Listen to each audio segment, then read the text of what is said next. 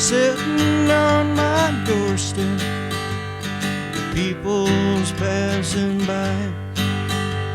They're coming back from getting wrecked. Everybody's high. Saturday night, what a bitch, laying on the lawn.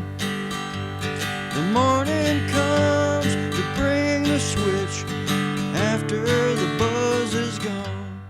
Hello, everyone, and welcome to Addictions, the podcast about addictions. I'm your host, David Wagner. First off, I'm sorry that this episode was released a little bit late this week. I was actually planning on putting this one out a little bit earlier, but life happens and I had somewhat of a family emergency to deal with. Nothing major, but something that really needed my full attention. And while I care deeply about this podcast and our listeners, nothing comes before my family, and it is just that simple. Okay, with that out of the way, let's get right to it. On this episode of the show, we have a fantastic guest. All the way from Australia, via Skype, we have Paul Averill. Paul hosts the very popular ManBits Podcast. Paul's show focuses on men's health in general, and I thought that he would be a great guest to have on the show. Paul and I talk about a wide range of topics, and he really brings a different perspective on the issue of addiction. Living here in the United States, many of us hear and see news stories about addiction only through an American lens or filter, and it's really great to hear different thoughts and information from people living in other countries. So without further ado, let's get Paul on the line and see what he has to say. As I said earlier, Paul hosts a show called the ManBits Podcast, which covers men's health in depth. Be sure and check out his show, and if you like what you hear, subscribe. The ManBits Podcast is available on iTunes, Google Play, and basically anywhere else you find podcasts.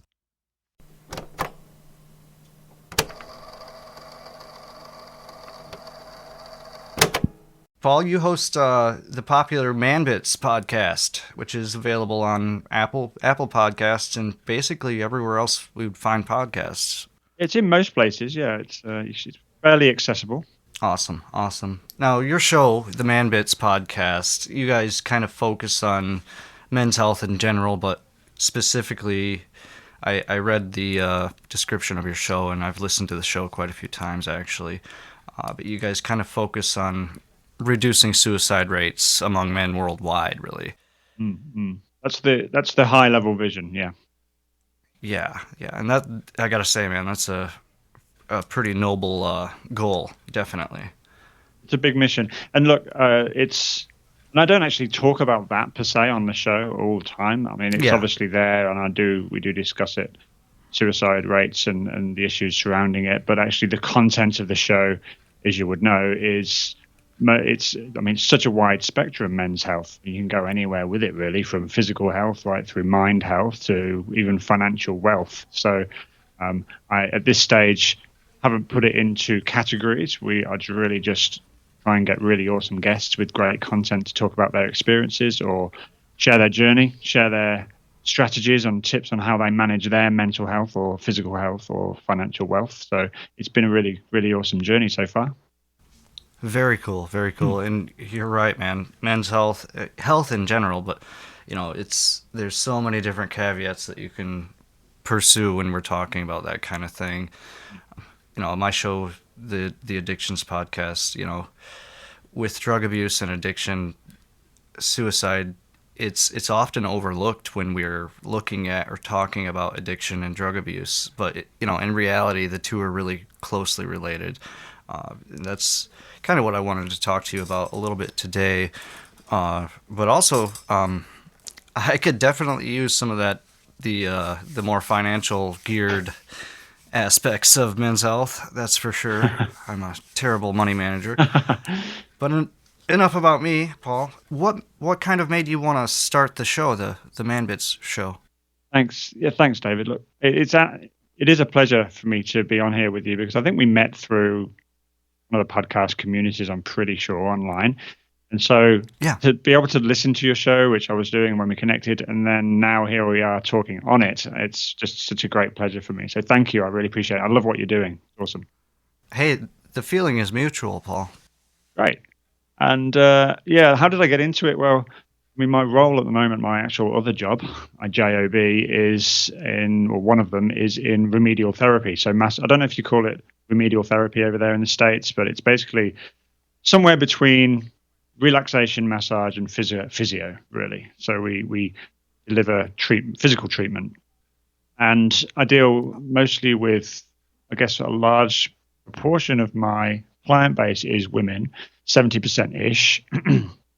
And the rest are men. And the men who come in, obviously, they come in with physical ailments. But I started seeing that it wasn't always a physical. There's a lot of emotion that goes behind people getting treatment for physical stuff. So, as many therapists would talk about, I didn't really know a lot about it at the time when I'd started in that business. But that started me thinking about men's health and the fact that men don't really reach out. For a guy to come in and get essentially touched by another guy in a professional way is really quite a vulnerable place for a guy to do. Most guys would never dream of that. So those guys who do come in for physical treatment, they obviously get great treatment and are able to go out and live a more fulfilled life with less pain. I'm then thinking to myself, man, there's a lot of guys out there who don't get physical treatment, but imagine the amount who don't actually go out and connect with other people on an emotional level. And so that got me thinking, got me talking to my wife, Pascal, about it. We were actually in Canada on holiday just in last year.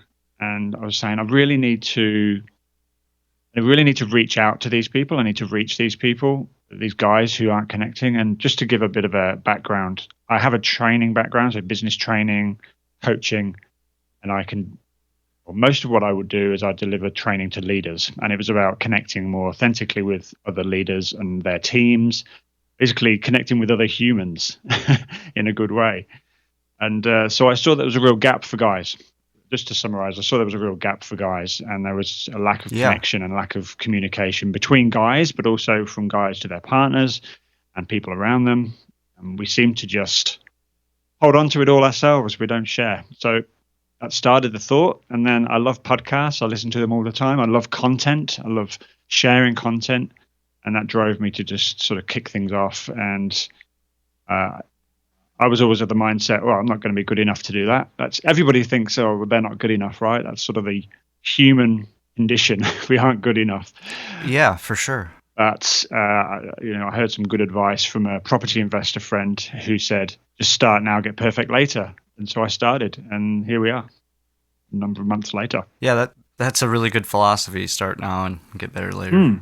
It's after I got through my addiction, my opioid addiction, my health really kind of became priority number one. It was something that I'd been kind of neglecting for a long time. I was an everyday drug addict for over 7 years, and that kind of goes into the back of your mind when your only key thoughts are, where's my fix today, So it's something I was neglecting, and, after 2006, I broke my femur in a car accident. And that's really what started my whole addiction, honestly. Wow. But one of the big things, health-wise, after I broke my left femur, I dropped down to about 90 pounds. Ooh. I mean, I'm a little guy to begin with, and so my healthy weight would be around 125 pounds. Right. So, that's considerable. 90 pounds that's definitely an unhealthy weight for someone my age and my size. That's like 40 kilos, roughly? Yeah, just about, yeah. Yeah, wow. It's unreal. And, couple that with the addiction that I started, all the drug abuse, I never really gained the weight back. It's not that I don't eat or anything. I have a fast metabolism to begin with, and all of the drug use, it was kind of a perfect storm, I guess, Anyways, the big thing that I've been focusing on now that I'm clean and sober from the opioids is gaining that weight back. And honestly, exercise, it's fantastic because, as I'm sure you know, your brain releases endorphins when you're engaged in intense physical activity or exercise. And when you're coming off of an addiction, all of your dopamine levels are low, and you're going to have depression and anxiety, in just about any substance that you're going to withdraw from. So I've been kind of going through all of those things, and exercising has really been helping me, not only physically but mentally, because of the endorphins that are released in the brain. And I was wondering if you, with any of your clients, do you ever talk to them about the benefits of exercise for the mental portion of a person's health? All the time. In fact, the clinic I work with, we have 4 clinics in Adelaide, is partnered with a gym. Literally, you walk in and you're in the gym, and then you walk through and we're the massage area. So it's sort of what we advocate, the we partnership, in that I might have a client come in and they've got stuff going on for them, shoulder or whatever, and I always talk to them about what do you do physically, because we all, that's a bit general, but not all of us, but most of us sit down a lot, and now these days most of us hunch over looking at our phones. So shoulders come forward, everything comes forward, and as well as the way that we sort of self-sabotage in terms of drinking and drug abuse. And I'm not saying that everyone's on drugs, but just generally we are not healthy livers. We don't live that healthily. Yeah. So yeah, we always talk about physical, and I think that you're absolutely right. That release of endorphins is amazing, and I'm not an expert in addiction. I've had my addictions in the past. I've got my own sort of past there, and you would just sort of always go for that. It's that dopamine, right? So you just get that sort of pleasure. Yeah. There's a pleasure in doing that, and that's okay. But it's an external pleasure. It's not really fulfilling. But physical exercise can be fulfilling because I was just interviewing a guy, Nick Muxlow. It's not launched yet, but he's an ultra runner. He runs ultra marathons, which is basically anything from 60 kilometers up to 100 kilometers. Oh, wow. Crazy, high quality, high performance. But he says that you get into the flow. Once you're in it, you're in a flow, and it is true of that. I mean, I rock climb, and there's a certain meditative quality to sport and physical exercise, because sometimes if it's running, or I'm not sure what you do in terms of physical exercise, but sometimes it's just by doing something repetitive. It's meditative in nature. So that's really helpful. And I'm a massive advocate for that, and I could talk all day about it. Yeah, definitely. For me, it's I've heard of the term a runner's high, and I imagine that's exactly what they're talking about when they refer to that. When people refer to that, I definitely don't run 60K marathons, but basically, I've mostly been kind of focusing on the core, my calisthenics, push-ups, chin-ups, crunches, toe touches, stuff like that. I don't want to jump in and just overdo it with exercising. I actually gave myself rhabdomyolysis, which is kidney failure. It's caused by typically it's seen in like bodybuilders and stuff, people who do a lot of intense working out. You have muscle tissues that break down and release certain proteins that are toxic to the kidneys. When the kidneys see those proteins, they flip out and shut right down. So that's what happened with me, but not because I was exercising too much.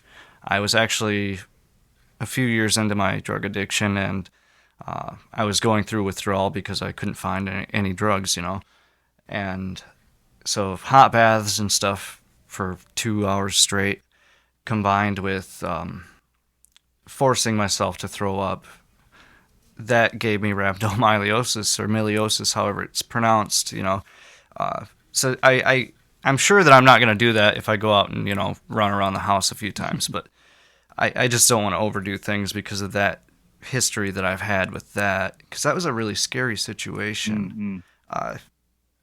One thing I did want to ask you for sure, Paul, is in Australia, how is the what are the addiction rates like? Do you know, or? Oh, statistically, I don't have the numbers. I could probably do a quick Google search. It's fine. I was just curious if you see a lot of it. Look, it's by comparison. I mean, I was in San Francisco just last year, and I could see it in the streets. And although we do have homeless, of course, The addiction side of things isn't obvious. However, that said, we do have a huge ice addiction issue over here. Yeah. So methamphetamines, that's huge, a huge issue in certain pockets in Australia, really big. And also, well, the other one is drinking. I mean, the Aussies, Kiwis, English, all very, very well known for binge drinking, and basically, they save it all up all week and then go out and get smashed at the weekend. And that in itself is addiction. And then, of course, there's social media addiction, which is everywhere. Yeah, I think I might be a little guilty myself of some social media addiction. Yeah, absolutely. Well, part of it when you begin a podcast, and I'm sure you know this, you've got to put yourself out there. There's actually a lot of work that goes into that side of it. Yeah. Oh man, I've had to totally embrace social media. I was just sometimes on Facebook before, and now I'm all over the shop. Instagram, Facebook, Twitter, YouTube. But, I like it, but I think it's just the time it takes. And Pascal and I have made a good agreement that, the social media stays out of the bedroom. We make sure the phones are off at night, because it's so easy just so easy to pick up your phone, even during the night. And I think it's just not healthy. Looking at a screen that time of night, it's just not healthy. Oh, of course not. It really isn't. I try, if I'm going to have to use my phone at night, I try to set it on, I believe Apple has like nighttime mode or whatever, where it reduces the amount of blue colors that are coming off the screen. It's supposed to help with being able to go to sleep, but I don't know, honestly. To your point, but that something you might said. Go ahead. Just something you said earlier that I wanted to mention, where you talked about your physical exercise and not jumping in too quickly. That's a really great thing. I think a lot of people, especially this time of year, New Year's resolutions and all that, they'll come out and go, "Oh man, I really need to get fit."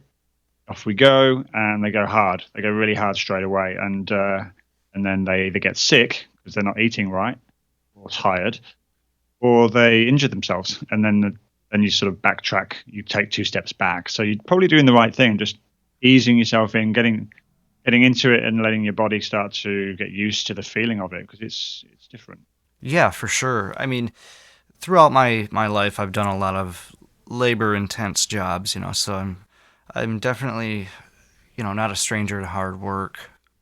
But again, that experience that I had with the kidney failure, it literally scared the hell out of me. I mean, I was pretty sure I was going to die, and it's a long story. It was very rough. It got to the point, I believe, when I was in the ICU right after I was diagnosed, my urine it looked like Coca-Cola. It was just unreal. And that itself is a little frightening, just seeing that, that's just crazy. Yeah. But with the digital addictions and social media, it's not just social media, but even video games. I mean, I love video games. I'm not slamming on video games here, but that can be an issue too.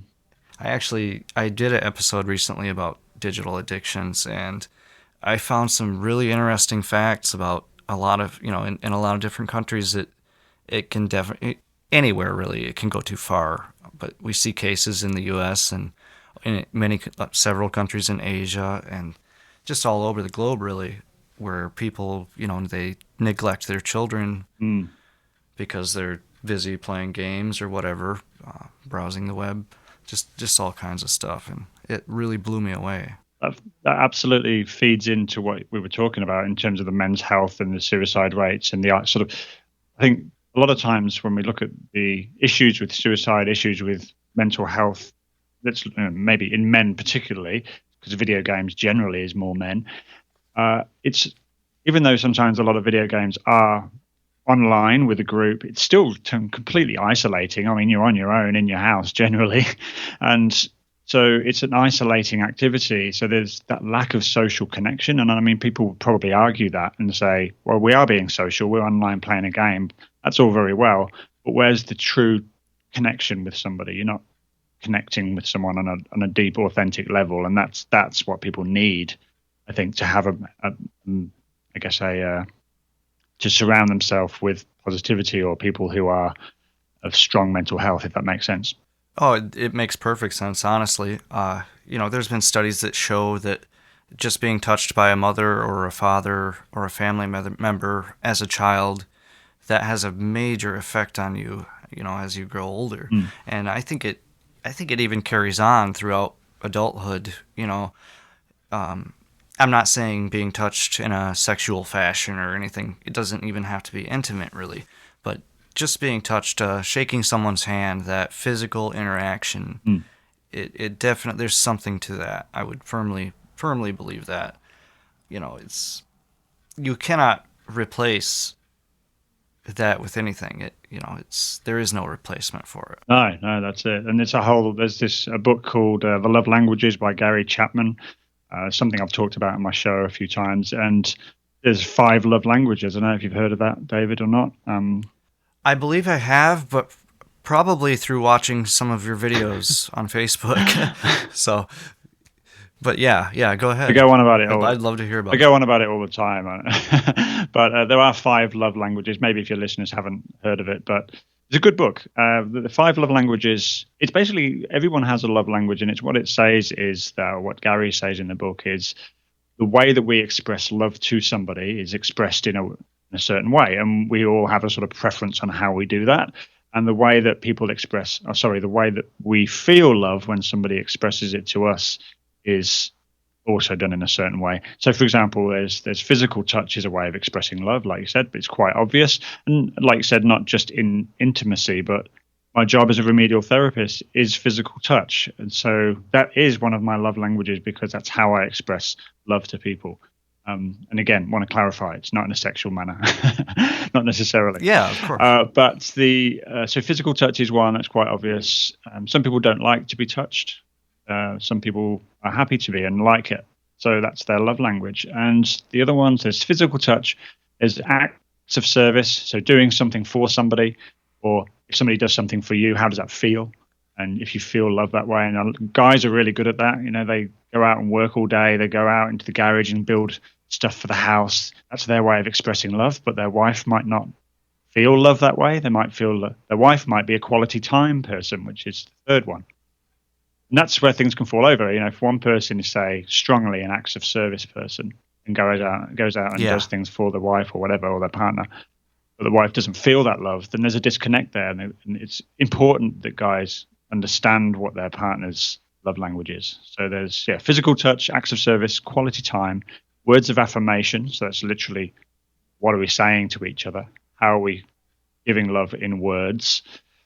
For example, my wife that's how she receives love. She enjoys to hear affirmations, and it's not just, "Oh, you look nice today." It's just connecting with words. And the fourth one, which is slipping from my mind, is gifts. The fourth one is gifts, and that's literally just giving something or receiving something as a gift. So that's obviously another one for guys like to give gifts because they know their partner likes to receive gifts, but not everybody does. I'm not a gifts person, really. I don't really like giving gifts, but I love receiving gifts. So everyone's different. Everyone's got a different love language. And when you realize what yours is and you start to really think, okay, well, actually, I love it when people do things for me. It makes me feel really good.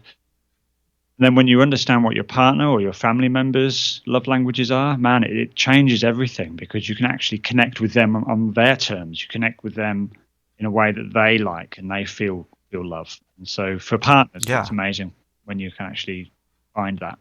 Yeah, that's really quite amazing. And to be honest with you, in my previous relationship, I was probably blind to not only my partner's love languages but my own.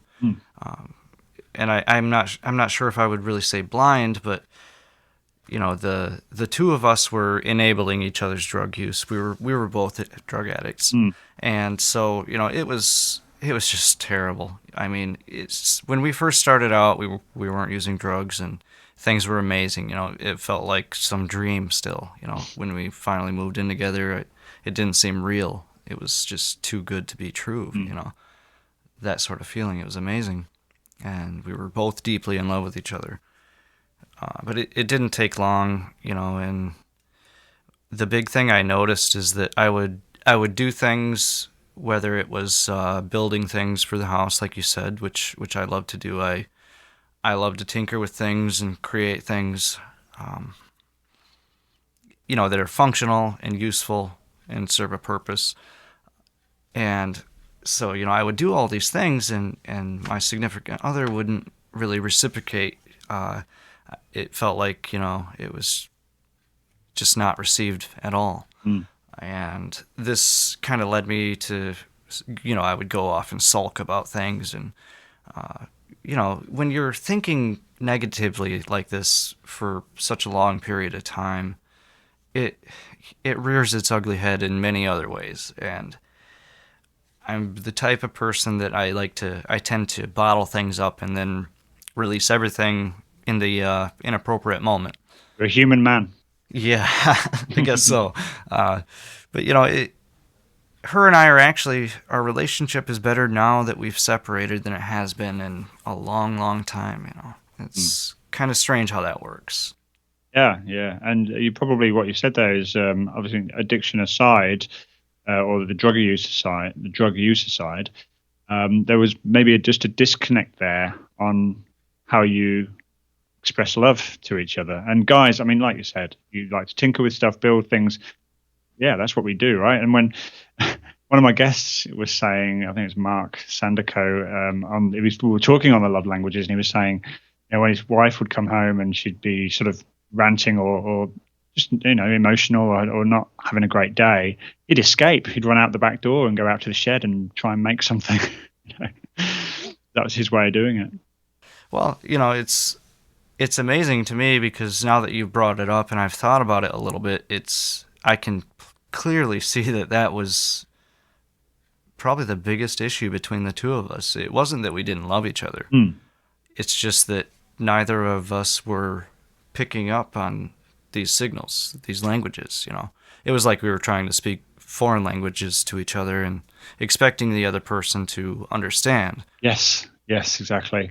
The other thing as well, in the first sort of, they always call it that honeymoon period, but in the first part of this might be a bit off track, but in the first period of a relationship, all the love languages are being fulfilled. We're doing everything for each other, But then when we get into what I'd call sort of the normal of a relationship, excuse me, then you go to your default, and that's where I think the disconnect happens. And Pascal and I say to each other, that's why I think people do split when they don't need to split, because they just stop communicating about these things. And that's one of the messages I'm always really trying to drive on the show is it's got to be a communication. Like Pascal and I will talk. If there's an issue, we'll just talk it through. It might take a while to get to the point, but by talking it through, we actually find, oh, well, your perception was this of that situation and mine was completely different. Well, at least now we know that of each other, and we can start to try and find a balance. If that makes some sense. Exactly.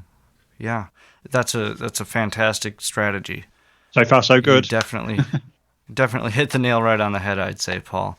Well, I think we're going to wrap things up here, man. Again, thank you so much for being on the show today. I want to remind our listeners that the name of the show is the ManBits Podcast, available wherever you're going to find podcasts, I would imagine. Paul also has a Facebook page for the show, which we're going to put a link up on the Addictions Podcast Facebook page for that as well. Again, thanks a bunch, Paul. Hey, thanks. Thank you. I love it. Yeah, this has been great. Nice chatting with you. Well, that is going to do it for this episode of Addictions. I want to thank Paul again for being on the show. And don't forget to check out the ManBits Podcast. I will have a link to that on our website and our Facebook page. And as always, I want to thank you all so much for listening. I'm David Wagner, and remember, never quit quitting.